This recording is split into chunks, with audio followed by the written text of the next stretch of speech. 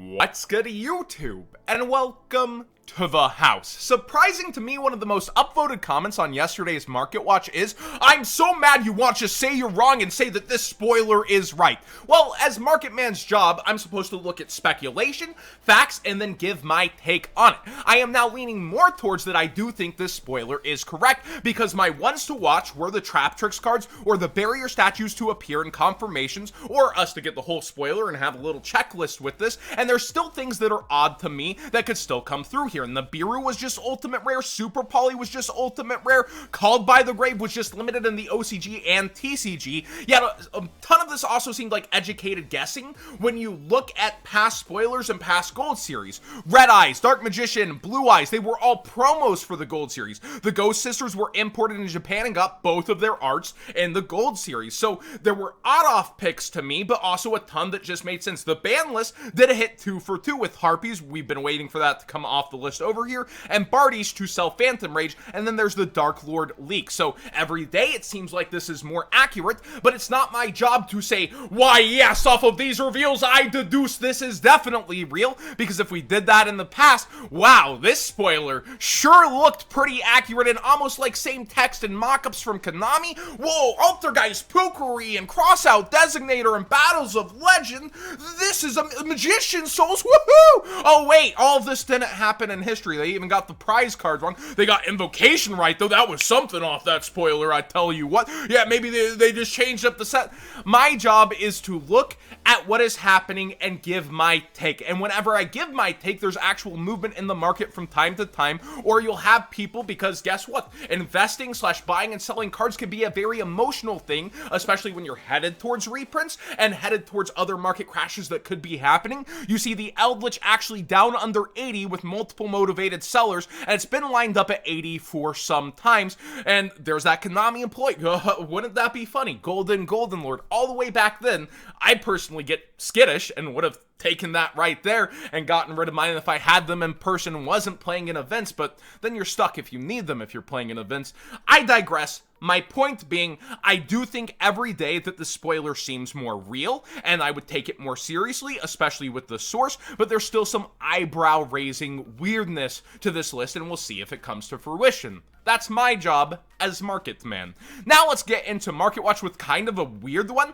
After the G word, which I don't want to say on YouTube and get demonetized, is just its regular price for unlims. Let's see if anything's happened to first editions. It's kind of cringy when people actually consider buying out cards like this, but I'm about to show you a little bit of shock value here on Market Watch and then give my take. Yeah, look at this first edition. Under $2 for the actual one that has shock value. The unlimited change to After the Struggle. Bought out to $180 and then $250 with only 2 copies. I get that this unlimited version of LOD with this pull might not have as many, but when you see the market price of $1 and you see the joke of this buyout, you're going to realize the fallout's going to happen, and not that many people are going to scramble all over the place after it. I'll give a direct example in another community of kind of the reverse story, where it started out high and went lower. Crush Card Space Godzilla. I remember that people were spending 300s on the non-holo and 500 on the holo on presale. It was hyped up by outsiders looking in at Magic. You gotta get yours now. It's one of my favorite monsters, so people are like, yo, John, that's your favorite kaiju. What are you gonna do about it? And I'm like, I'll wait. I'll see what I can do about it. Maybe I'll poke a sponsor or two. Then it goes down, and you see sales at 200, then at 100, then at 50, and now I believe the holographic is even somewhere around like $20, if even, when we start getting to the later pages here.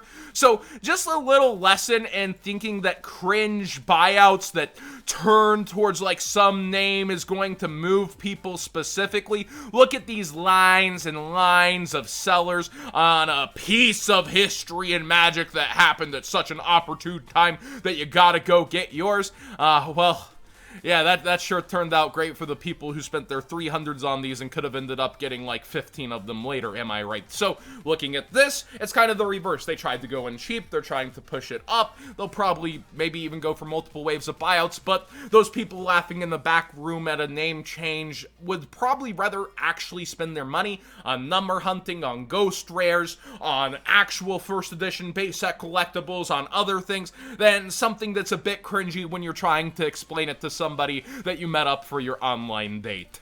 Legendary Collection Kaiba box sets are up in price. I didn't know this one until somebody brought it up on stream last night. Even the Unlimiteds are gone for the most part off of here. You see the shipping drives it up in price, so that true low price isn't low price. Somebody asked me if they thought there would be, like, would I think there's going to be a rewave of this again, because Kaiba's on the cover? It would be a long time if they would. Konami's got to figure out unlimited core sets without special editions. They've got to figure out so many other things on their plate and different March reprint sets, so this climbing up a bit isn't the biggest surprise, and its estimated value pulled, like Droll's getting a reprint soon. If Ash gets another reprint in that gold series, that would be there too. Blue Eyes getting the gold there's so many cards in here that its actual estimated value pulled gets dragged down once again, and it's just not worth tearing open. It's more worth to have sealed for people remembering the set, I suppose. Speaking of weird buyouts, Snake Rain has a buyout here. It's almost double in market price. Always been an amazing card. People are just assuming, apparently, that the mutants with a Y that Regals is going to reveal are reptiles. That's kind of a weird take, because we were going over it in stream and we were theorizing fiends, psychic, all sorts of different things that it could be. It's like this nasty, gruesome looking thing in a test tube. Like, it could be so many different things. So just going off of Snake Rain, like, it gotta be a reptile. It looks like the worms. Big brain call, I suppose. We'll see how that pans out in a couple of days. And as you get your rares in, do remember there are misprints with secret rare lettering of the names. Try to catch a seller slipping. If you did happen to buy this out, look carefully at everything that's coming in, because you could have a little bit of gold, depending on if you got a rainbow name or not. Tribe Infecting Viruses common has gone up over time, probably a word that gets me not monetized, but this card, popular to GOAT format, the even structured at common versions are headed towards $5, so if you're picking bulk, you should have always been picking these out, but it only has its 3 total versions.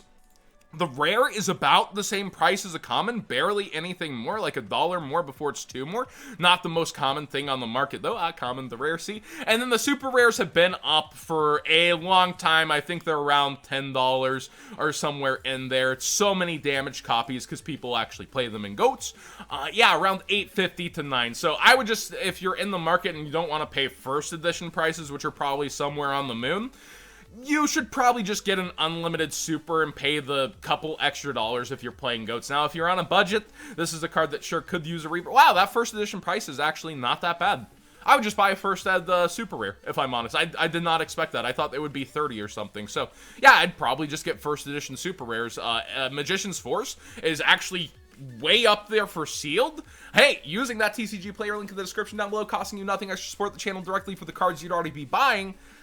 That first ed's not a bad grab at all, especially with the other versions going up proportionally. I hadn't taken a look at OTS 14 in a while. Speaking of the Nibiru and Super Poly, for some reason the market price is towards 80, but it's at 150. I don't know if it ever really went too far down under 120 to be seeing this price, but I see people paying similar prices to these in Facebook groups versus the motivated sellers, so you might want to check out how you're selling these cards versus paying these extra fees and stuff on a platform.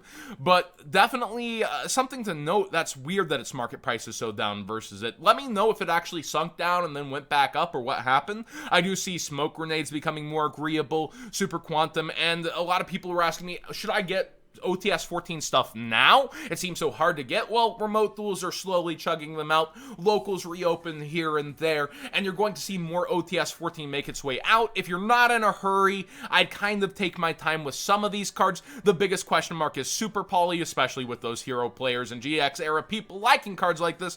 It's a beautiful looking ultimate rare in the OCG. I haven't held it in my hands for the TCG, but I do think this card has high potential. But you see actually a lot of competition lining up as other people are looking at Nibiru, so it could have a lower ceiling for when you could buy it if you're waiting. But it's one of those question marks at your own risk. Go in when you feel comfortable card.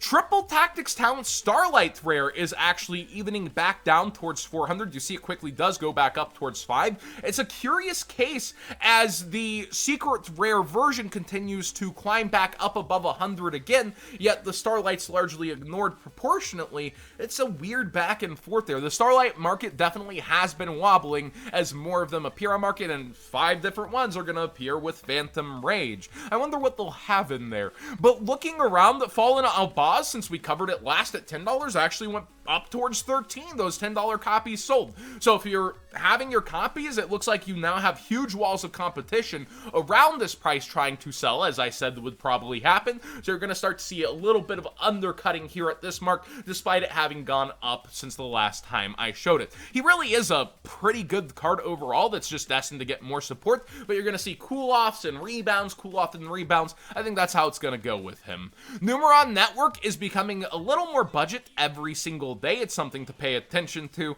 and if you can find other cards from this guy, I guess it's super cheap, but under $5, I think the moment we get IRL events back, this is one of those engines that probably won't get a second look for a very long time. Will its S0 get banned or not? That's a question mark, but I think this will steadily see more play from the budget players making mishmash together decks that can rely on it, and I've seen some good results on Dueling Book. I think for its price point, it's definitely a great engine just to have in your back pocket. And finally, talking not really penny stocks, but do I value versus what I don't, I think Dragons of Legend will go up over time, a very long time, and right now you have no one to blame but yourself if you want any of these cards and you want to slowly save up versus these very affordable prices. So I do think these are cards to look at overall when we're talking Toon Kingdom, we're talking alternate art Dark Magician Girl, the Dragon Knight, we're talking Eye of Timaeus at one of the cheapest prices ever for holographics, and it does seem like people prefer the golden ultra rares over the purple and blue and green ultra rare. So it seems like the golds are what people actually lean towards for collectability sake rather than the wacky thing about this product. Do keep that in mind. Every single ultra rare seems to be ahead of those purple, green, and blue ultra rares. And Galaxy Cypher looking pretty cheap in here too, with Cypher on the horizon.